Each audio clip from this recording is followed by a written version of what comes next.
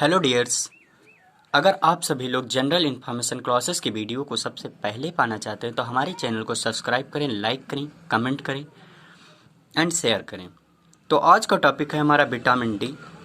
About vitamin D details history आज हम करेंगे। सर्वप्रथम देखेंगे कि विटामिन डी को डिस्कवर किसने किया था। एमसी कॉलम इन 1920 1922 ईस्वी में एमसी कॉलम ने क्या किया था, इसको डिस्कवर किया था। एमसी कॉलम ने डिस्कवर किया था। फिर chemical name of vitamin D Ergo calciferol and कोले कैल्सीफेरॉल। आर्गो कैल्सीफेरॉल एंड कोले calciferol chemical name of vitamin D. Chemical name of vitamin D Ergo calciferol, कोले कैल्सीफेरॉल। फिर हम देखेंगे it is a fat soluble vitamin. वसा में घुलनशील vitamin होते हैं। विटामिन ए, डी, ई, के। Vitamin d it is a fat soluble vitamin होते हैं। After this sources of vitamin d. Source of vitamin d fish, मछली, एग्स अंडे, mushroom, milk, butter. Sources of vitamin D ultraviolet rays of sun. Hello dears, अगर आप सभी लोग general information classes के video को सबसे पहले पाना चाहते हैं तो हमारे चैनल को लाइक करें, सब्सक्राइब करें एंड कमेंट करना ना भूलें और एक दूसरे को शेयर करें एंड बेल आइकन प्रेस को दबाना ना भूलें। तो आज का टॉपिक है हमारा विटामिन डी। आज के टॉपिक पर हम विटामिन डी के बारे में डिटेल से स्टडी करेंगे।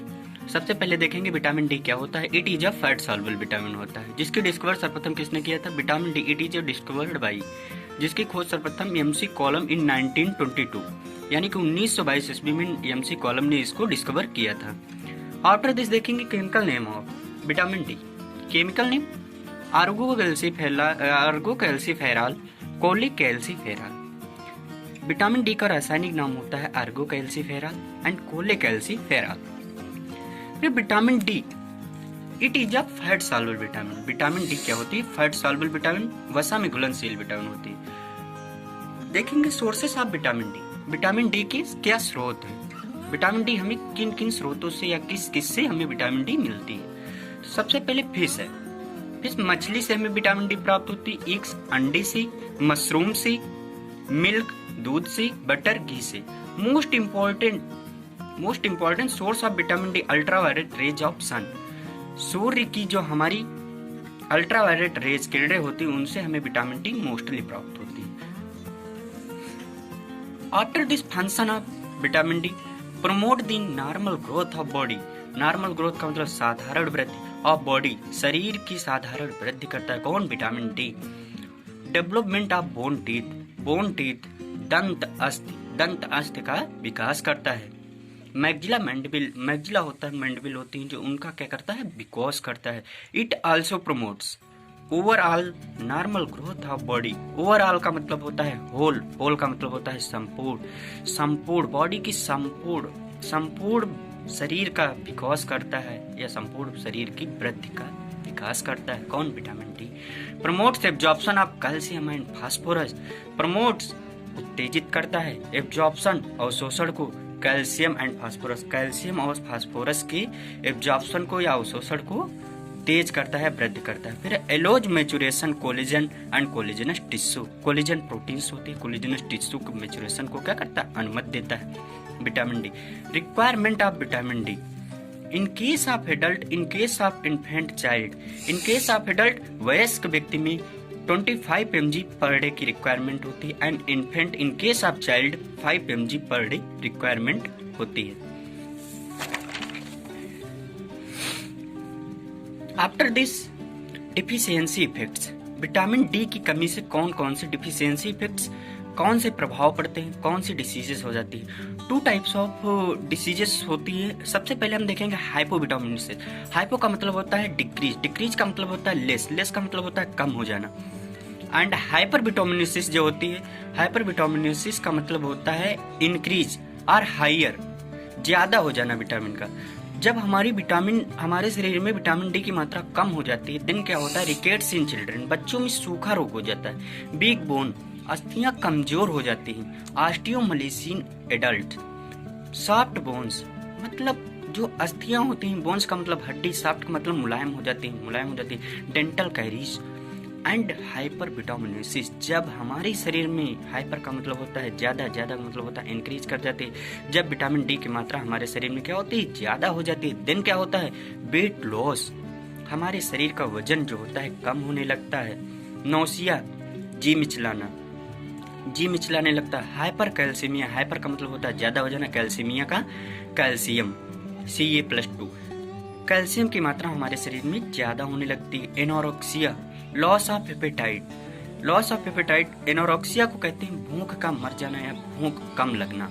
लॉस ऑफ एपेटाइट, हमारी भूख की मात्रा जो होती है कम होने लगती है। आफ्टर दिस आइसो मैं देखूंगा विटामिन ई। विटामिन ए के बारे में हम डिटेल स्टडी करेंगे।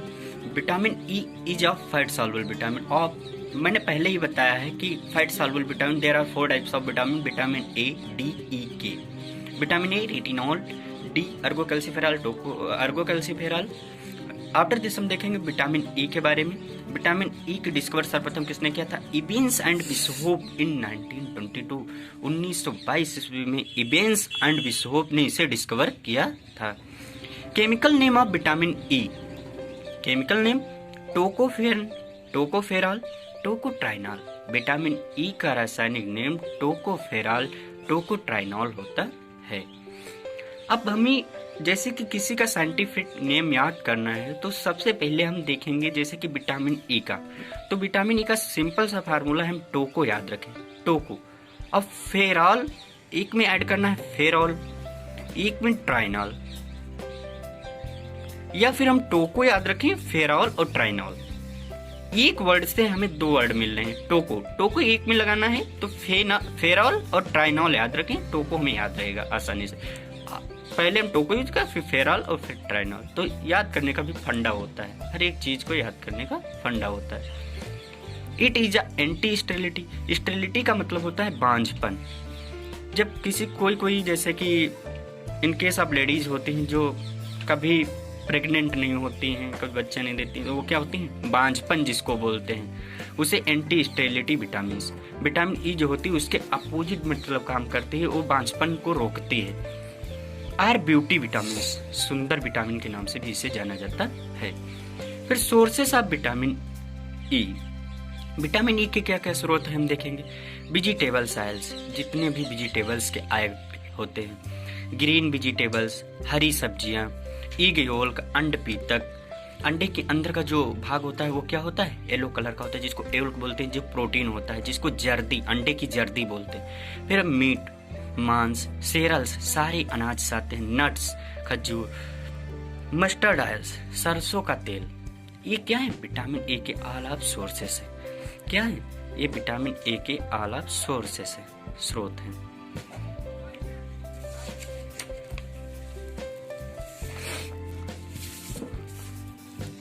देन हम देखेंगे function of vitamin E.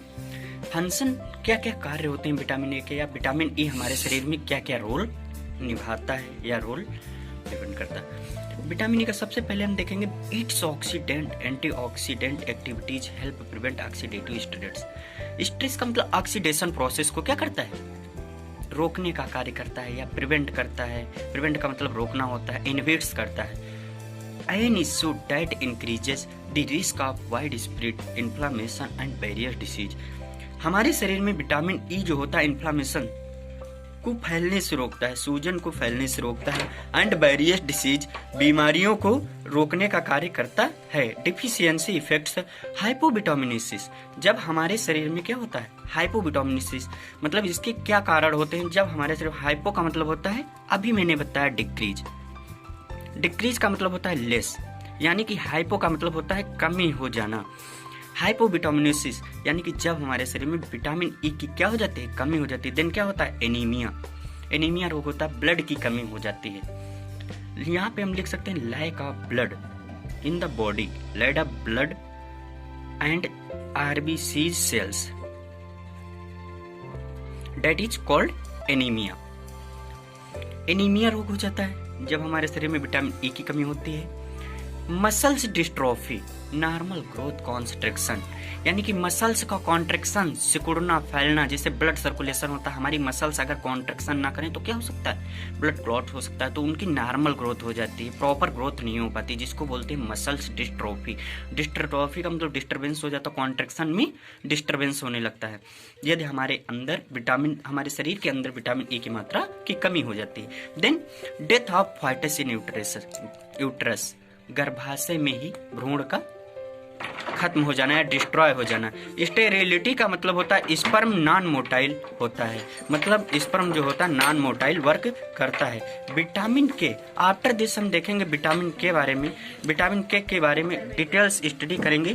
Vitamin के को सर्वप्रथम डिस्कवर किसने किया था, एच डैम एंड ड्रॉसी इन 1935, 1935 ईस्वी में विटामिन के को डिस्कवर किया था सर्वप्रथम एच डैम एंड ड्रॉसी ने 1935 ईस्वी में विटामिन डी को डिस्कवर किया था।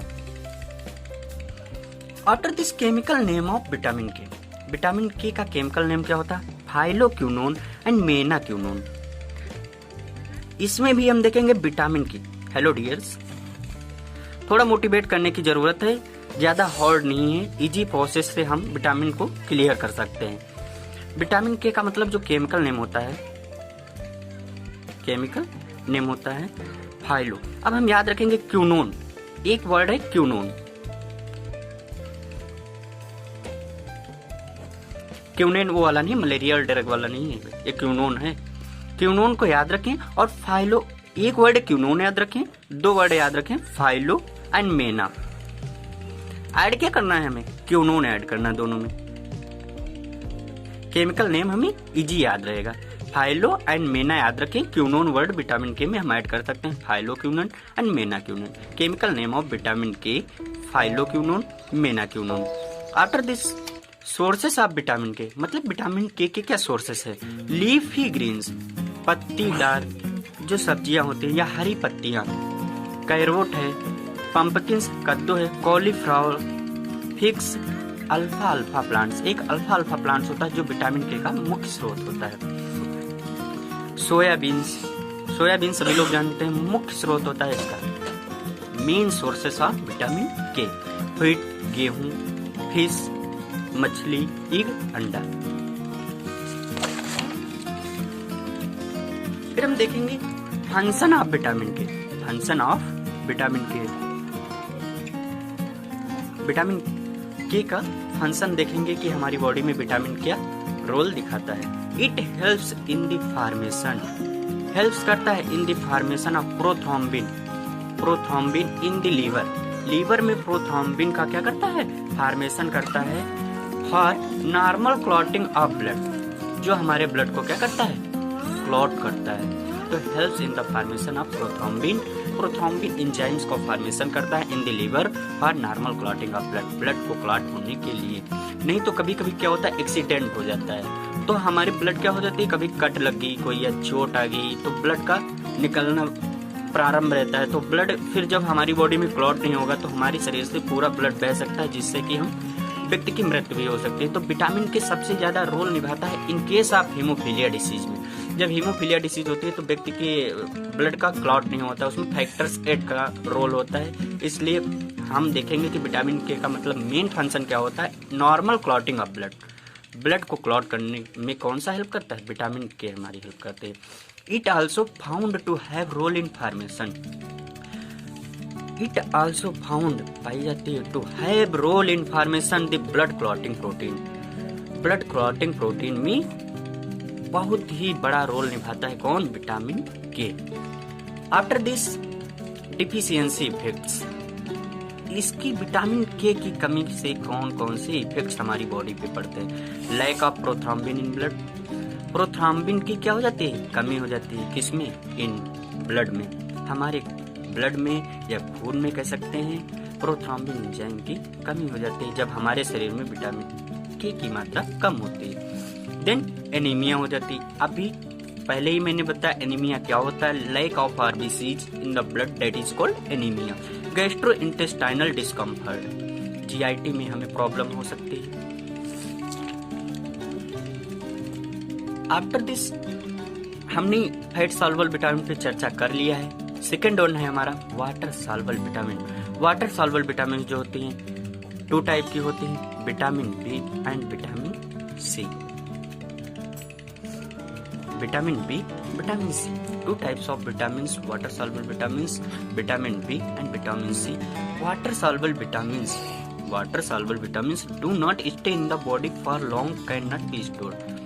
वाटर सॉल्युबल विटामिन जो होती हैं डू नॉट स्टे, हमारी बॉडी में स्टोर नहीं होती या ठहरती नहीं है in the body for long, can not be stored, लंबे समय तक ये स्टोर नहीं रहती हैं। They leave the body by the urine, ये हमारे शरीर के द्वारा यूरिन के तहत या यूरिन के थ्रू छोड़ दी जाती है, एक्सक्रीशन हो जाती है। Because of this people need a more regular, because of this इसलिए people need a more regular supply of water soluble vitamin than fat soluble vitamin, यानी कि फैट सॉल्युबल विटामिन वसा में घुलनशील विटामिन की अपेक्षा वाटर सॉल्युबल विटामिन, इसलिए peoples लोगों को इसकी मोर रिक्वायरमेंट होती है या ज्यादा रिक्वायरमेंट रेगुलर डाइट में हमें होती है। Vitamin C and all the vitamin B are water soluble. Vitamin C and vitamin B, vitamin B B1, B2, B3, B5, B6, B7, B9, B12, जो ऑल ऑफ विटामिन बी होती है are क्या होती है वाटर सॉल्युबल विटामिन होते हैं। Vitamin 13 vitamin, vitamin B, vitamin B1 से B12 जो होती है वो भी क्या होती है वाटर सॉल्युबल विटामिन होती है, वाटर सॉल्युबल विटामिन होती है। विटामिन सी भी विटामिन वाटर सॉल्युबल होती है। विटामिन B1, अब हम डिस्कस करेंगे विटामिन B1 के बारे में। विटामिन B1 का केमिकल नेम क्या होता है थायामीन। थायामीन जो होता है विटामिन B1 का केमिकल नेम होता है। विटामिन B1 क्या होती है, it is a water soluble vitamin, कह सकते हैं हम vitamin B1 is equal, vitamin B1 is a water soluble vitamin होती है, जल में घुलनशील विटामिन होती है। After this function of vitamin B1, it is essential for producing various enzymes that helps break down blood sugar. It is essential, आवश्यक होती है फॉर प्रोड्यूसिंग, उत्पन्न करने के लिए या प्रोड्यूस करने के लिए वेरियस एंजाइम्स का मतलब होता है विकर, जिनको हिंदी में कहते हैं enzymes that helps break down blood sugar, जो ब्लड शुगर को हमारे तोड़ने में मदद करते हैं। तो it is essential for producing various enzymes they help break down blood sugar, जो हमारे ब्लड शुगर को ब्रेक डाउन करने में हेल्प करते हैं। After this sources of vitamin B1, देखेंगे कि विटामिन B1 की क्या क्या सोर्स हैं। Beans, soybean, yeast, cereals, milk, egg yolk, अंडे की जर्दी, फिश, मछली, जर्मिनेटिंग सीड्स, जैसे हम चना लाते हैं, चने को भिगो देते हैं तो चने में से जर्मिनेशन हो जाता है, अंकुरण हो जाता है, अंकुरण निकल आते हैं, उनको खाने से हमें विटामिन B1 पर्याप्त मात्रा में मिलती है। पोटैटोज, आलू, लीवर, एग्स, अंडे। तो सोर्सेस ऑफ विटामिन B1 क्या हो गए, एक बार फिर से हम देख लेंगे। बीन्स है, ईस्ट है, सेरल्स है, मिल्क है, एग योल्क है, फिश है, जर्मिनेटिंग सीड्स है, पोटैटोज है, लीवर है और एग्स है। After this deficiency effects, vitamin B1 की कमी से हमें क्या इफेक्ट्स होते हैं। विटामिन B1 की कमी से कौन कौन सा रोग हो जाता है, बेरी रोग हो जाता है, बेरी। ये भी MCQ के रूप में भी पूछा जाता है, 1 नंबर में मोस्ट इम्पोर्टेंट क्वेश्चन हर तरह के एग्जाम में पूछा जाता है। तो प्लीज सभी लोग हमारे चैनल पर लास्ट तक वीडियो को देखें, जिससे कि आपको वीडियो समझ में आ सके, और आप लोग लाइक इसे करना ना भूलें और कमेंट करना। यदि कोई प्रॉब्लम होती है तो आप कमेंट भी कर सकते हैं एंड पर्सनल हमसे बात भी कर सकते हैं, नंबर आपके चैनल पे उपलब्ध है। बेरी, विटामिन B1 की कमी से कौन कौन सा रोग होता है, बेरी। ये हर तरह के एग्जाम में, कोई भी एंट्रेंस एग्जाम हो, विटामिन के टॉपिक से अगर क्वेश्चन पूछा जा रहा है तो विटामिन B1 से बहुत ही ज्यादा क्वेश्चन पूछा जाता है, विटामिन B1 की कमी से कौन सा रोग होता है। और एक क्वेश्चन पूछा जाता है विटामिन D की कमी से कौन सा रोग होता है, रिकेट्स नामक रोग होता है। तो चलो हम वहाँ चले गए, विटामिन D पर आते हैं। विटामिन B1 की डिफिशियंसी इफेक्ट्स कौन कौन से होते हैं। विटामिन B1 की कमी यदि हमारे शरीर में होती है तो बेरी डिसीज होती है, and anorexia, loss of appetite, भूख हमारे कम लगती है या भूख मर जाती है। कार्डियक फेल्योर, हमारा हृदय फेल हो सकता है। हार्ट अटैक की कंडीशन आ सकती है। मेंटल डिप्रेशन, मानसिक तनाव हो सकता है। आफ्टर दिस देखेंगे function of vitamin B1, it helps in increasing appetite, help करता है विटामिन बी इंक्रीजिंग एपेटाइट, मतलब भूख को बढ़ाने में क्या करता है, हेल्प करता है। प्रमोट्स ग्रोथ ऑफ बॉडी, हमारी बॉडी की ग्रोथ को बढ़ावा देता है। For treatment of beriberi का ट्रीटमेंट या इलाज करते हैं, बेरी डिसीज का इलाज करते हैं विटामिन B1 से। सिंथेसिस ऑफ एस्टिल कोलाइन का संश्लेषण करते हैं। फिर मिलते हैं नेक्स्ट वीडियो में, तब तक थैंक्स।